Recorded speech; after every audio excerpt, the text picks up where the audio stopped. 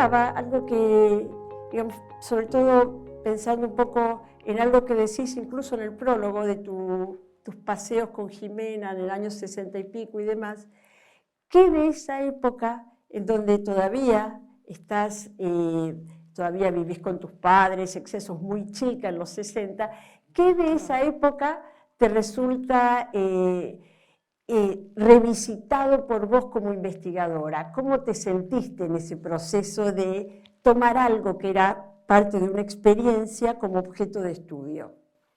Yo creo que fue una circunstancia muy especial, porque es un año, 1966, en el cual para mí fue una apertura a muchas cosas. Empezó un viaje en tren hasta Bolivia, hasta el Cusco, tuve una experiencia bien latinoamericana que era muy típica de esos años. Por otra parte, mi alejamiento de la política también me impresiona, es decir, todo ese año lo viví. Yo estaba terminando los estudios en la Universidad de El Salvador, que era un centro golpista, por cierto, sobre todo la parte del Instituto de Sociología y de Ciencias Políticas, pero yo tenía un alejamiento que tenía que ver con algo que le pasaba a mucha gente, es decir, no se advertía la importancia del momento que se vivía en cuanto al intento que representaba el gobierno de Illa de restablecer relaciones civilizadas entre la política y la sociedad, y el golpe de Estado a mitad de año fue un golpe de Estado en medio de la indiferencia, y yo era de cierta manera partícipe de esa indiferencia. Y eso contrasta con el advenimiento de la democracia en el año 17 años más tarde, que es lo que trato en el último capítulo del libro. Pero ciertamente yo el libro lo escribí sin pensar que ese año en que se publica, que es este año, iban a cumplirse los 40 años de la restauración democrática, que todavía hoy, con muchas diferencias, se mantiene. De ahí que el final sea de alguna manera el principio también de un compromiso mío político mucho más serio, y entonces hay un aspecto de historia personal que a mucha gente le pasa de otra manera. Lo que es interesante en los 60, que en este momento está siendo, como se dice ahora, revisitado en muchos países del mundo. Me decía una amiga que viene de España, que está en España también están con los 60, es ese doble atractivo o interés que despierta, por un lado, esa política que se va radicalizando, pero por otro, que en la Argentina fue muy, muy marcado, esa movida cultural, esa vitalidad que tenía la actividad cultural de los años 60, extraordinariamente creativa y novedosa, muy importante también para la definición del nuevo rol de las mujeres en la sociedad. Pensemos que son los años clave de la institución Ditela, con todo lo que ella representa, pero también de actividades teatrales, tangueras, de Piazzolla, de nuevas formas de mirar la historia. La revista Todo es Historia nace en el 67, y precisamente Los Caudillos, el libro de Félix Luna, que lo marca como primer bestseller, es de ese año 66, o sea, es característico, año en que también Ortega Peña y Duhalde comienzan con otra orientación del revisionismo, y donde todo lo que sea caudillos, cosa nacional y popular, latinoamericano, está sumamente de moda. Es además, por supuesto, el momento culminante del boom latinoamericano, como se lo ha llamado. Uno leía en esos años la revista Primera Plana, donde estaba todo el mensaje golpista de la Argentina peraltada, de la que hablaban los editoriales de Mariano Grondona, muy estratégicamente planeados para ir creando un clima de insatisfacción social en un cierto sector más sofisticado que leía esas revistas, o la revista que publicaba Timmerman con su talento periodístico, muy orientada digamos, en los editoriales y en los escritores como Montemayor, a definir el golpe, a burlarse del gobierno, a decir cuándo iba a ser, a prever todos los detalles, pero que por otra parte lo introducía uno en el tema de la literatura moderna, había magníficas notas sobre escritores, estaba todo el rescate en esos años, justamente en ese periodo de Leopoldo Marechal, Sí. Y por supuesto Borges era ya un orgullo nacional, pero yo recuerdo que por indicación de primera plana fui a comprar el libro de Alejo Carpentier, El siglo de las luces, libro maravilloso, que unas cosas más lindas que he leído en mi vida. Pero estaba todo ese doble mensaje y eso una característica de esta época. Ahora, ¿qué sucede? ¿Cuál es el drama? Es que esa especie de juego que había en la cultura, en la mitad de los 60, a fines de los 60, es considerado algo pecaminoso, algo que no es verdaderamente revolucionario. Y eso es lo que trato de marcar en el libro, es decir, cómo de esa mirada alegre y abierta se va pasando a una mirada sombría, donde hacer la revolución es el deber hasta de un católico para los sectores Claro. de Cristianismo y Revolución, publicación que apareció a fines de ese año 66 como un indicio de la nueva época. Así como la muerte de Camilo Torres, el sacerdote que muere con las armas en la mano en febrero del 66 en Colombia, es también el modelo que se va a seguir en nuestras revistas, como en el grupo que orienta García del Horno en Cristianismo y Revolución. Sí. O sea, hay una espiral que se va a ir comiendo todo lo demás. Lo que me llamó la atención fue también el marco internacional en que se desarrollaron los acontecimientos que van de la presidencia de Ilia a la dictadura de Onganía. Es decir, los 6 meses y los 6 meses diferentes. Pero con ese comienzo en el año, que es la Conferencia Tricontinental de La Habana, en la cual Fidel Castro convoca a la revolución en toda América y afirma que la va a financiar y la va a sostener, provocando el pánico en todos los gobiernos democráticos que estaban en ese momento, y que eran bastantes, y que estaban entre el filo de la izquierda y de la ultraderecha, y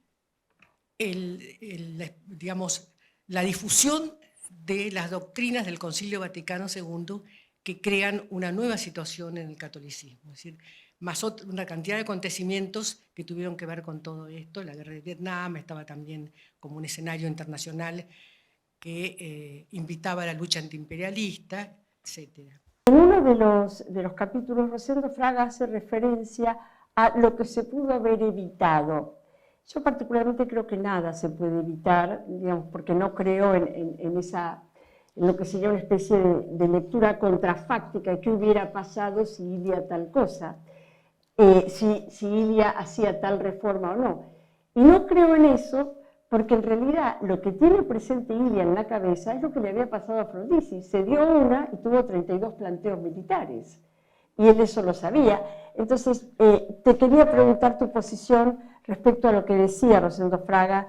Los hechos recientes, sobre todo, no solo los hechos trágicos del 55, el bombardeo de Plaza de Mayo y otros más, sino sobre todo los recientes de azules y colorados, hacen que el presidente Ilia sea muy prudente, y muchos oficiales legalistas también, en cuanto a que una división del ejército puede ser más dramática que dejar caer el gobierno y que la gente, que la ciudadanía vaya aprendiendo con los hechos, que eso no va a ser solución.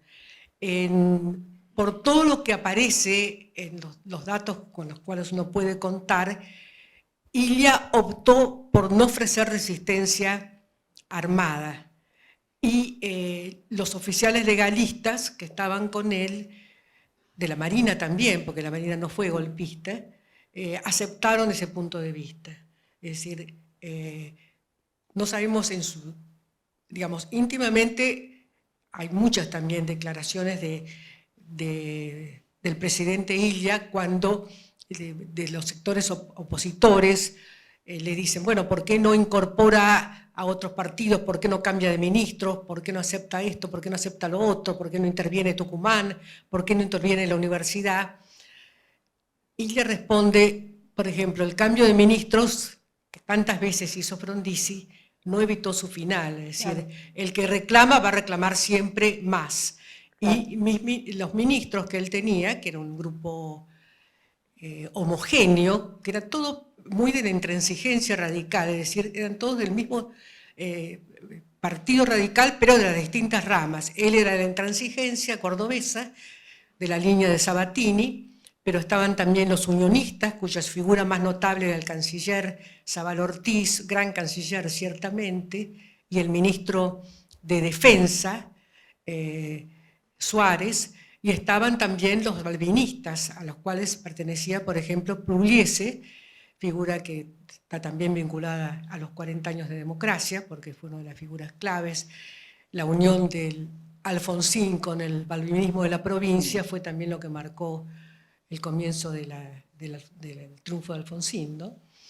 Es decir, hay muchas figuras del gobierno de Illa que luego van a volver ya mucho mayores y muy gastados y van a morir incluso en el ejercicio del cargo, como es el caso de Germán López, de Borrás y de Roque Carranza. Los tres hombres de su mayor confianza que puso Alfonsín en el Ministerio de Defensa mueren en el ejercicio del cargo. Y los tres venían de la época de Illa.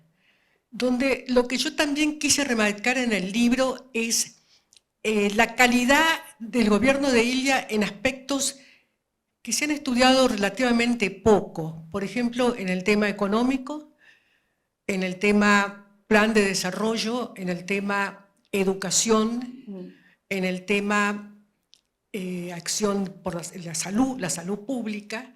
Es decir, hay un panorama de un plan de gobierno que en muchos aspectos respondía exactamente a las características del presidente. Es decir, el presidente médico de provincia, médico de pueblo, que sabe que las necesidades son las necesidades del problema materno-infantil es prioritario y que convoca a un experto, como era Oñatibia, en enfermedades endémicas como el bocio, para que se ocupen de la salud, se ocupen del tema medicamentos, de revisar los precios, etc. Y eso genera una reacción muy grande en quienes están vinculados a estos intereses y que van a ser en buena medida los financistas de las revistas y los medios opositores. Pero hay un plan de gobierno muy integral y en la parte económica los datos del crecimiento de este periodo, que también aprovechan el rebote de la recesión inmediatamente posterior a la caída de Frondizi, pero hay datos que a mí me impresionaron mucho cuando empecé a mirar los diarios, porque así como las revistas políticas son muy sectoriales y muy ideologizadas, los grandes diarios, La Nación, La Prensa, por ahí hay algún amigo que escribe en La Prensa, eran mucho más, eran más amplios en su mirada. Y mirando los ejemplares de estos diarios de enero del 66, uno ve que se acaba de concretar la mayor cosecha de trigo de la historia del país. Y que eso ha permitido, por supuesto, ingreso de divisas, que la exportación se ha realizado sin inconvenientes, todo pese a la cantidad de huelgas que hay, etc. Y eso permite también que el aumento del salario real sea concreto, así como hay una legislación social que se ha dictado en ese momento. Y otra legislación que es muy importante destacar, que es que Illa trata de dar una solución al tema sindical, evitando la politización de los sindicatos. La ley de asociaciones profesionales que se dicta en marzo del 66 y que es uno de los detonantes del golpe, porque lleva a los dirigentes sindicales a hablar con los generales del Grupo Azul, es una ley que intenta poner un freno a la politización y al descontrol de los fondos sindicales. Hay dos cucos ahí, el peronismo por un lado y el otro cuco, digamos, fantasma, que es el caso del comunismo. Ese sería un cuco internacional, ¿no? Pero el tema del peronismo o la vuelta del peronismo es algo que de alguna manera los atraviesa en ese descontrol. Cucos. El cuco en realidad era el propio Perón en Madrid. El neoperonismo no era mal visto, las elecciones las ganan en varias provincias los neoperonismos, son aceptados. Está Vittel, por ejemplo, en el Chaco, están las elecciones en Jujuy, pero cuando está Ilia, el neoperonismo empieza a tomar cuerpo, digamos, y hay diálogo en el Congreso, y hay muchos diputados peronistas. Es decir, el problema más que todo tenía que ver con Madrid, y el golpe mismo se hace, como me contaba un destacado miembro acá del CUDUS, organizador, con la idea de que hay que esperar a que se muera Perón para que pueda haber otro gobierno democrático. El cuco del comunismo no era tan cuco, porque la promesa de La Habana era armar guerrillas en todo el continente. Y efectivamente, eso se habla en enero en La Habana, y en noviembre se instala el Che Guevara en Yancaguazú, en Bolivia. El objetivo de Guevara es venir a la Argentina. Es decir, ese es un objetivo concreto. Y también empiezan las acciones de Tupamaros a fines de ese año en el Uruguay. Y a mí me impresionó mucho cómo ante la Conferencia de La Habana y su amenaza, cómo los gobiernos, que eran el gobierno del presidente Frei en Chile, de la democracia cristiana, que estaba llevando adelante una reforma agraria, que tenía una democracia muy modernizada, todos entran en pánico, y lo mismo pasa en el Perú, con Fernando Belaúnde, o en el Uruguay, y en Venezuela, donde ya hay una guerrilla apoyada por Cuba, es decir, en Colombia, es decir, es una amenaza concreta. Y ante esa amenaza, la tendencia va a ser, de parte del sector militar más ultra, imitar lo que están haciendo en Brasil, que es la revolución militar del año 64, que es muy admirada porque tiene ya éxitos económicos concretos. Y entonces todo lo que se está haciendo en la Argentina de integración democrática, de ir de a poco incorporando el peronismo y de excelente manejo de la economía, con lo cual se va pacificando la sociedad, es visto como poco, como que algo que no alcanza a lo que la Argentina se merece. ¿Qué se merece la Argentina?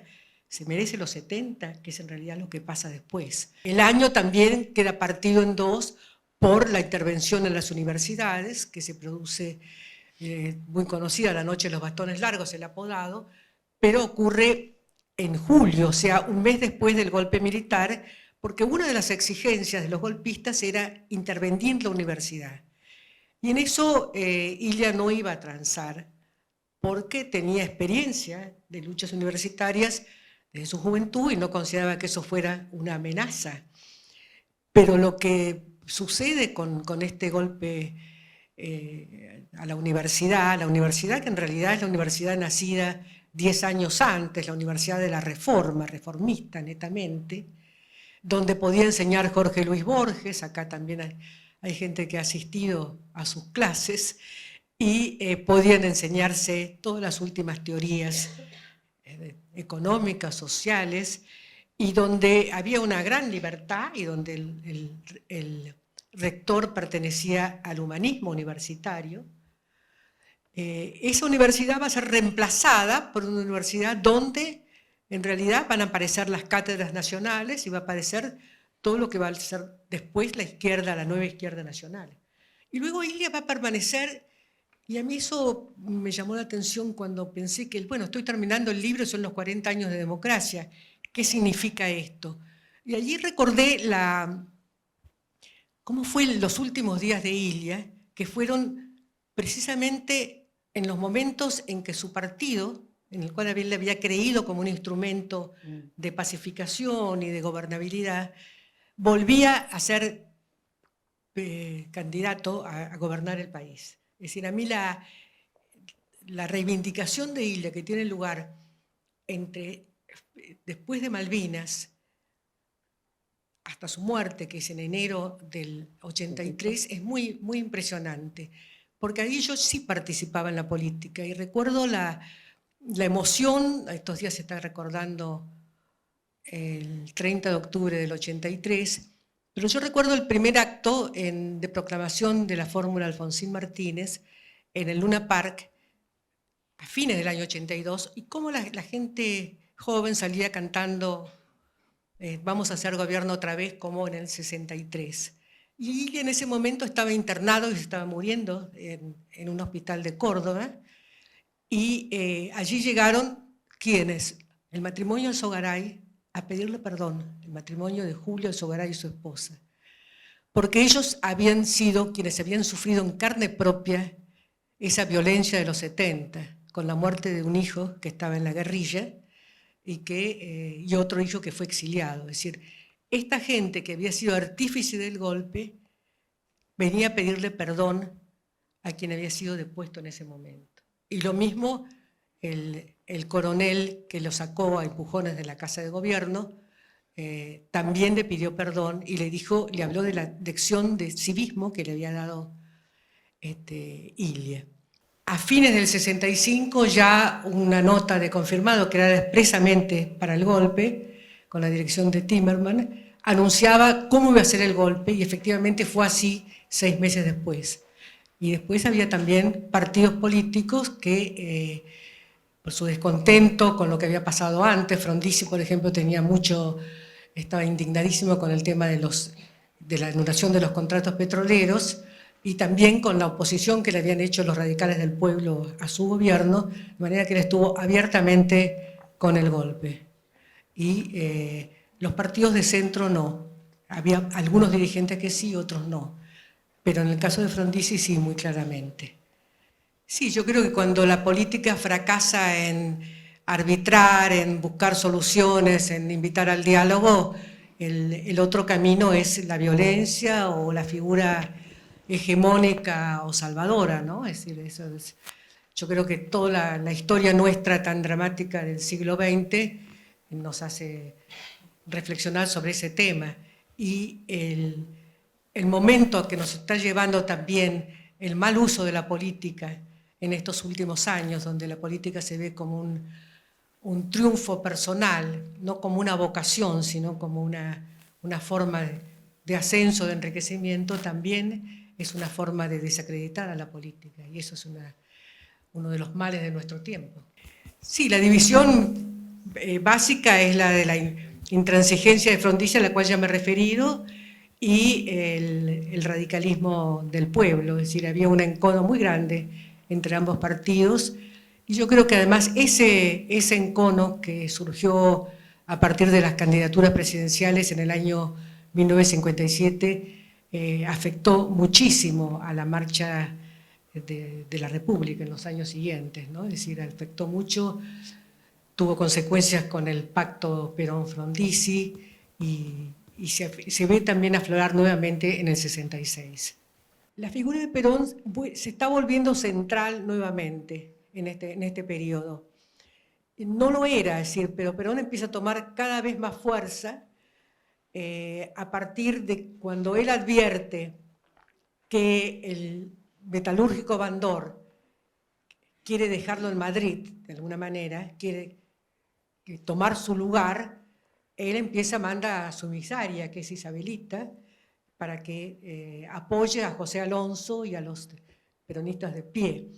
Pero el golpe se hace, los militares le avisan a Perón y tratan de conseguir su anuencia, porque ellos quieren que el movimiento obrero no reaccione, no le haga el plan de lucha que le ha hecho a Ilia durante los 2 años anteriores. Es decir, el plan de lucha se fue acabando porque Ilia contestó con la justicia, pero creó una situación de enorme angustia entre los productores, entre los gerentes de empresa, que el plan de lucha los secuestraban, etc.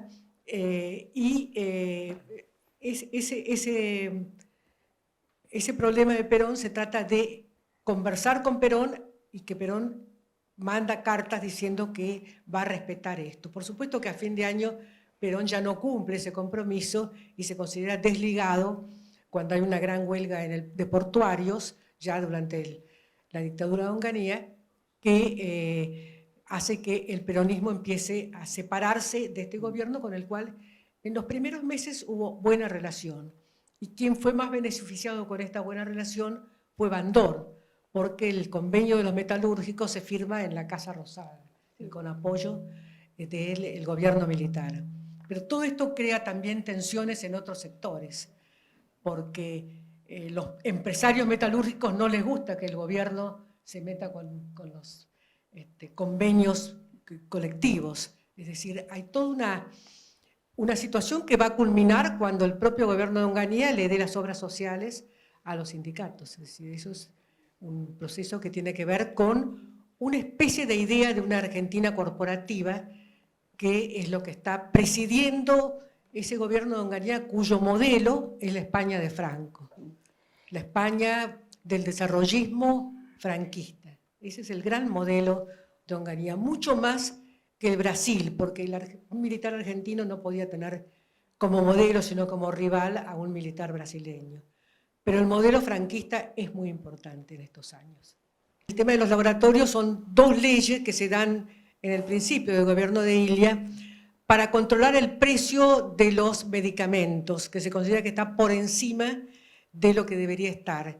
En eso tiene mucho que ver, es una figura que yo destaco, que es la de Arturo Oñatibia, que era un especialista no solo en el tema, se lo recuerdo mucho por los medicamentos, porque bueno, son lo más, pero era un especialista en bocio, era un especialista formado en la mejor escuela de medicina del país y del exterior, y especialista en bocio que también se ocupa mucho de la salud materno-infantil. Son los temas básicos de esta presidencia en salud.